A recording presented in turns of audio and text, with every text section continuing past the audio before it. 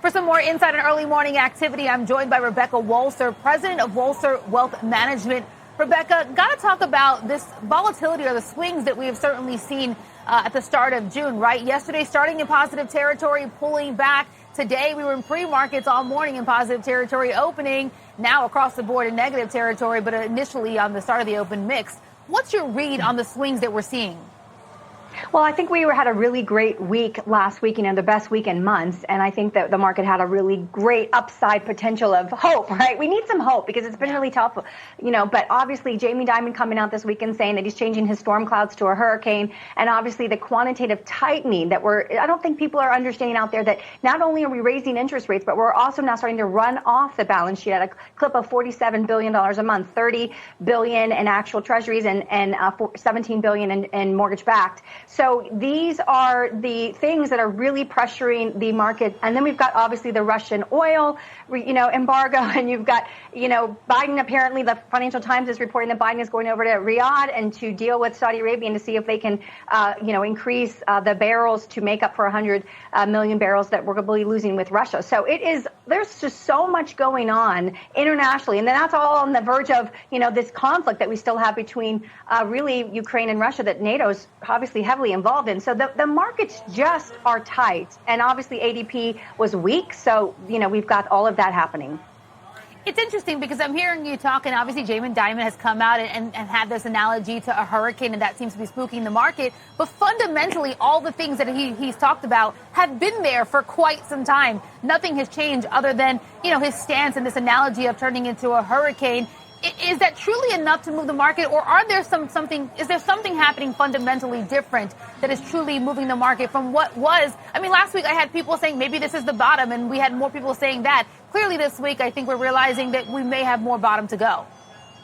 Yeah, I think you're exactly right. And obviously, Dimon is the largest, the CEO of the largest, U.S. bank. I think that obviously he does sway the markets. And just as Powell and the Fed, when we get Fed comments in the middle of the day or notes come out, you see the market whipsaw sometimes in the last, this year. We've seen that a lot. So it can have an impact. But I think you're right. The thing that has changed between what we thought we had a sort of a positive outlook is that we are now moving into the actual, tightening phase of the Fed's, what we've been talking about. And I think that all investors and all money managers, we all had the hope that maybe the market coming down would make the Fed be a little bit more dovish and sort of lose the hawkish tones. And now we're seeing that's not actually going to happen. We are going to go through tightening. We are going to go through at least two more hikes of probably 100 basis points more. So through July. So there's not a lot of great Fed accommodation coming. And that makes the markets not react well when any negative economic factors come up, because that's what we count on, is the Fed to help us through the tough times.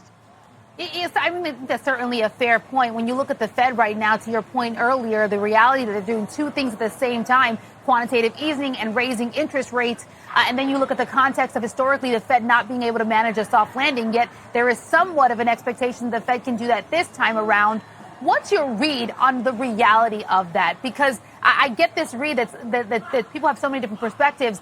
Some really do believe that the Fed can pull this off, again, despite the historical context. And others saying, Jamie Dimon included seemingly here, it's impossible. On top of the layer of quantitative easing and interest rate, there's so many other market factors or macroeconomic factors happening as well. Yes, 100%. This 2022 is the year of all macroeconomics. We care about the micro. We care about what's going on with stocks and earnings. Obviously, manufacturing ISM data was positive yesterday for, April. But the point I'm trying to make is we have something else going on that is changing the underlying fundamentals of central banking globally. And that is the Russian incursion into Ukraine, getting Russia out of SWIFT, and then all of the Russian retaliation on that. It's basically saying, I'm not going to sell energy anymore in anything but rubles or gold. So Europe, you have to buy it in that. That set off a series of events of Europe, the Middle East, basically China and India all trying to refigure out where they're going to be getting oil from and in what currencies.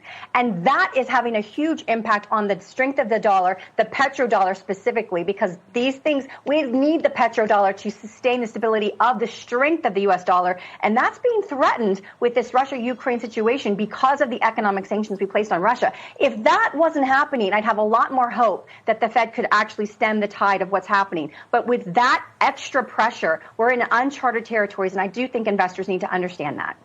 You know, when I think about this uncharted territory that you talk about, I think about the Fed's dual mandate, right? You know, price stability, obviously tackling inflation, and then maximizing employment. We're in a unique environment where maximizing employment and leading to higher wages is also then adding to the other side of the problem. And so it feels like the Fed is in this lose-lose scenario that only continues to get more tough to tackle, especially when you get some of the read that we've gotten today and even yesterday in the labor picture, right? We got the JOLTS report that showed job openings. Those still remain record high. A little bit of a pullback, but still 11.4 million available jobs out there. Then you get the ADP number today. You get the jobless claims numbers today.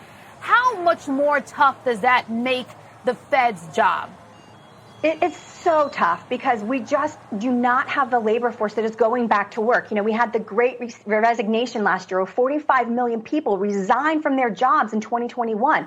Unprecedented. So the Fed is in such a difficult position because they're dealing with inflation, but they're also dealing with, you know, if you want a job in this country, you can find a really great job in this country. There's so many of them. This has been the tightest labor market I have ever had to hire through. Very difficult to work with.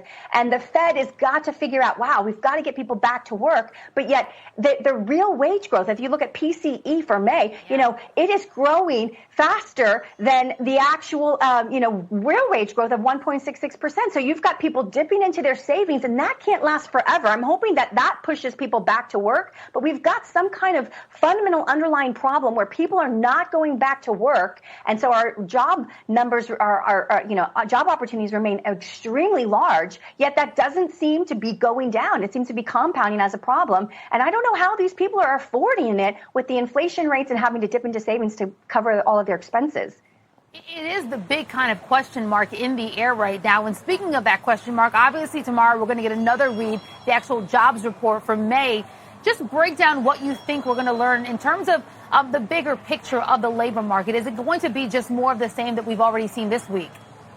Yeah, well, you know, obviously the ADP numbers came in softer than we were expecting at 128,000. So we're expecting 325,000. That's the consensus, I think, pretty much of tomorrow. But if we get weaker numbers than that, then obviously, you know, we see that people are not still going back to work. And even if they are, even if we got 325,000 or even if we had less, unless we have a really high surprise, I don't think the market's going to really be affected. If we get a really great positive, way more than expected, that would be a great sort of indicator. But if we look at the ISM data yesterday, they even said even with higher, future contracts on manufacturing, we're seeing that they might actually lay people off, and that's 12% of our economy and jobs right there. So it is a mixed bag, and not any one factor in these circumstances is going to be such a beacon of hope and light that the market will have probably a big sea change. It really right now is up to the Fed to be accommodative, and it's just a position they can't take right now. And so the market is going to have to, unfortunately, suffer through it. And all of that adding even more color to what Jamie Dimon said yesterday, turning from storm clouds to hurricane, potential hurricane, as there's just so much in this picture. A lot of, the efforts counteracting each other to keep us continuously in this space. Rebecca, really great insight. Really appreciate your time. Rebecca Walser, president of Walser Wealth Management.